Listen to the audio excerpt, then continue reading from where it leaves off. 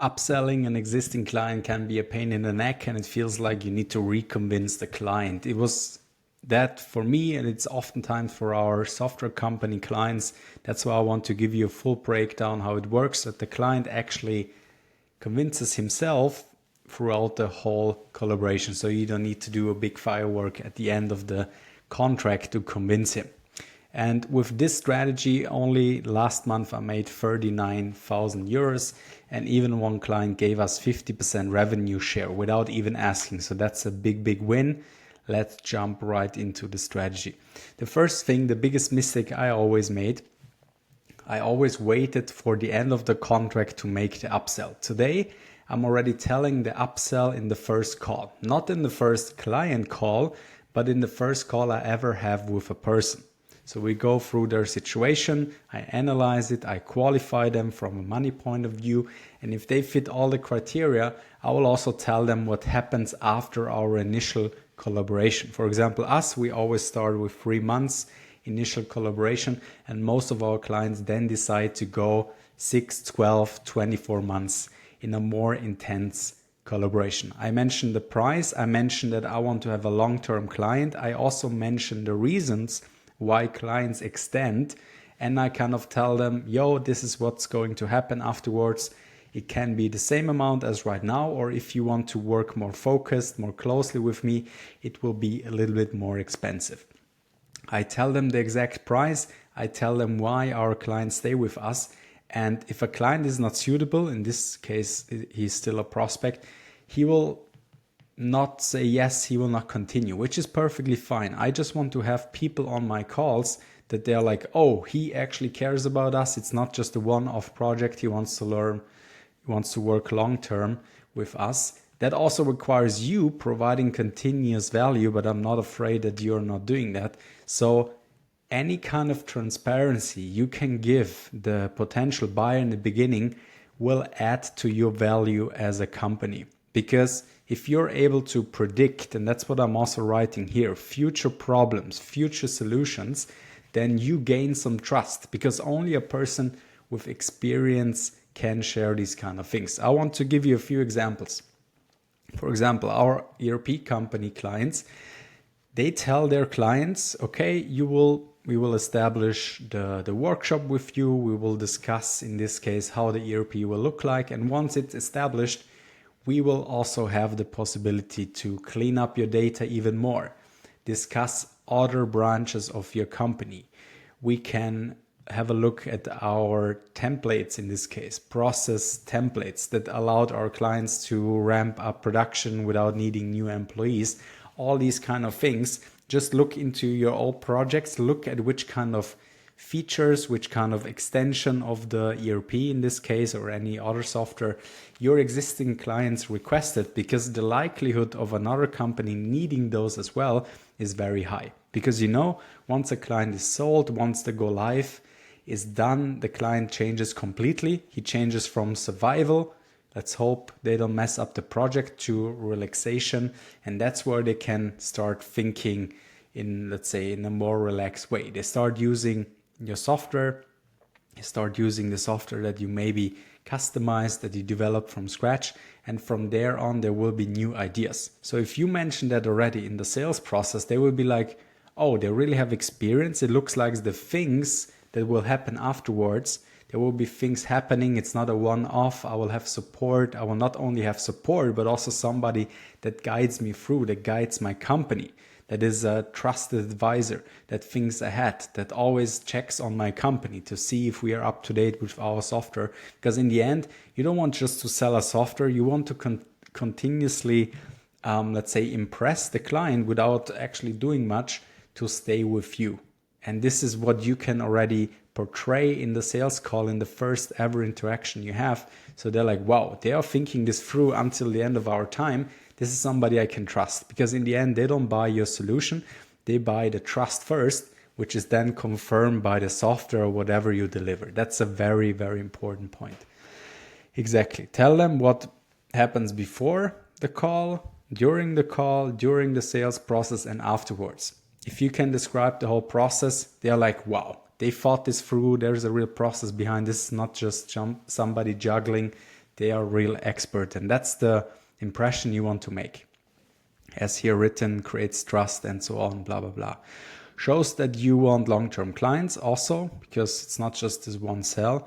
And as mentioned, I even mentioned the upsell package. Let's assume you start maybe with a small version of a software, then upgrade them to something bigger. Or even if you have many products, you can use one product as a door opener. And then I would already mention that there are other solutions. I just want to mention you these kind of software that fixes those problems. We also have them, but right now we've identified this big priority for you. So just for you to mention, it will not be included in the price, but in the future, these can be topics we can talk about. Because especially if you're working with bigger companies, they maybe need more of your portfolio, but they don't ask, they don't know it. So also this was one project I was working on as a project manager. The client, he was like 2 or 3 years with us. And after 3 years, he was like, oh, you also have this kind of software? If I knew that, I wouldn't have invested in the other, or let's go for it. Let's also implement it. So this is a thing that you should predict the future just out of your experience, where you're like, you're this type of client. Out of our experience, these problems will happen afterwards, because we all know it. We fix one problem at a specific company, and then new problems arise, higher level problems, so to say, first world problems. And if you can predict that, they're like, oh, my partner in software, he already knew this, so they actually have some experience, and this builds a crazy amount of trust. Also here, why more advanced clients stay with you. For example, for us, most of the software companies that come to us, they want new clients, but most of our clients stay then because they have a more structured business, they have more profit, they don't need to hire new employees if they get new clients, so they also get a scalable business. And I'm mentioning that in my calls. We identified lead generation and sales as your main priority, but just that you have heard of it, these are the other things why clients stay with us. So this also builds a crazy amount of trust. The person that can name those things shows that they have experience. Point number one, very, very important. Then the next one, this was a big game changer for me. Upselling when client celebrates a success, not when the contract ends. Especially in consulting, if you do a lot of project-based work, don't wait for the end of the contract, because then it's always like, yes, but we did this work. Why don't you see our value? Please prolong the contract. For me, it never felt really good. It was like kind of this guilty, making them guilty basically to not buy. And nobody wants to feel guilty when they purchase something. So in the beginning, I want to upsell when the emotions are high, when a client celebrates a win. And very important, how do I know what things are a win or what things is a success for your client? I ask that in the onboarding. Which kind of milestones are important for you to meet? So I write them down, and every time we hit a milestone, I'm mentioning these things. And especially if it's the milestone that is most important to them, for example, winning their first client on a continuous basis or with a predictable process in the background. I make sure to call this client, celebrate with him, and then ask him the question, so what do you think? What will happen if we would extend our so far very successful collaboration for the next 6 to 12 months if we are achieved result X in, let's say, 4 months, 3 months, whatever the duration is. And then let them talk. They will tell themselves how this future collaboration could benefit them. And then you're basically in for the upsell. And I ask these kind of milestones and successes because oftentimes a success for your client is first of all very individually, and second, it might be for you like, this is a success, but you live in a different world. So a success for your client might be like, yeah, it's daily business. And that's the thing, the value of a win, the size of a win, the importance of a win is determined by the perception of your client. So this doesn't mean that every client has the same milestones. That's why I'm asking it in the first onboarding appointment that I have once somebody bought, because there I can assess where's the focus, what are the things that are crucially important. For one, it might be having the right leads. For the other one is really the sales process. So this can be different milestones that we celebrate together.